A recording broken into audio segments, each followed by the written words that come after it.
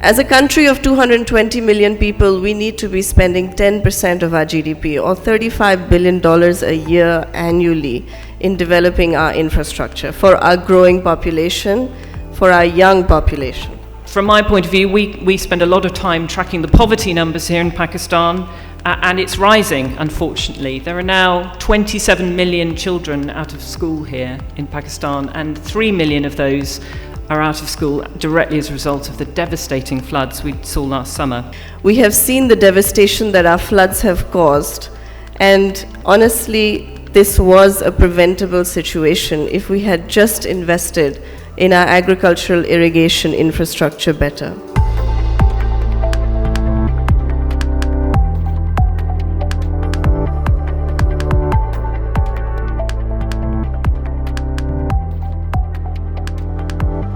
Considering the fiscal constraints, the government is now encouraging the private sector, including financial institutions, to play a greater role in building and maintaining sustainable infrastructure projects. With the aid drying up and the fiscal space narrowing down and no future or a near-term respite in the sight, I believe the burden in terms of funding would be depending on the non-banking financial sector. If I were to plot a 10-year GDP forecast for Pakistan, the requirement is around, and the backlog of infrastructure, the requirement is around 5 trillion rupee a year for project financing and infrastructure financing. Not going to happen through this kind of funding pot. We really need to set out our stall to crowd in private sector investment into climate resilient infrastructure. That's absolutely essential.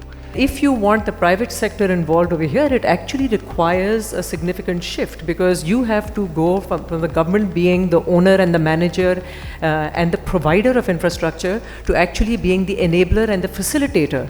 Total infrastructure financing requirement is close to about $124 billion over the 2016 to 2040 period. And as an economist, we need to sharpen our pens and pencils and work out how much revenue we need to mobilize to provide public investment to leverage private investment.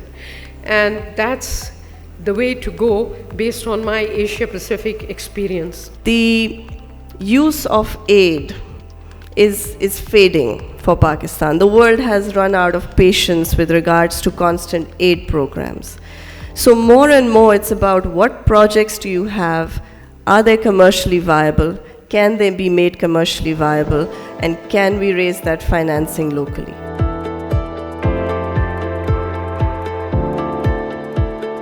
The largest repository of liquidity in Pakistan are the banks, as Farooq said rightly. And if they are not very progressive, if they are not taking the step forward, then that repository will never be out there for developmental projects. One of the key things that we have to figure out how to break is that you need to have liquid and deep secondary markets. Even in the US, no one will invest for 30 years if they didn't know that they could, if after 1 year or 10 years, be able to sell in the secondary market. So infrastructure bond, I think it's not promoting infrastructure bonds. It's actually the need of the hour. Normally when we do a bond transaction, we'll work with those investors and we will typically guarantee 100% of that bond. So 100% of the credit risk you're willing to take of the project? We will take that, and that actually allows those investors to actually see the project, understand the project, understand Guarantco and what makes us comfortable and the credit lenses that we look through. We already have a financing from Guarantco, and we look forward towards doing more transactions of this sort, because if we need to ensure that the system is maintained and it is extended in case of demand, those cables and those meters, poles, transformers, grids, power generation, they have to be there. So people will say, well, that's all well and good, but look what is facing Pakistan today. We heard some of the challenges that Maheen talked about. Are these not markets where we would generally retrench from? I would say exactly the opposite. this is the time we need to double down in these countries because the need is greater than ever. We should not be a fair weather friend, we should be a friend in need.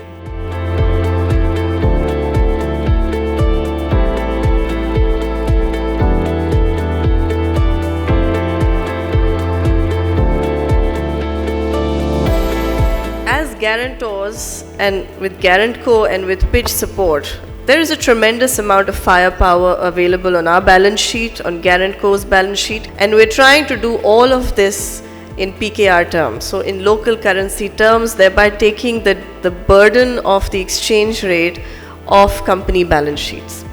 This is a very powerful instrument to have in this market.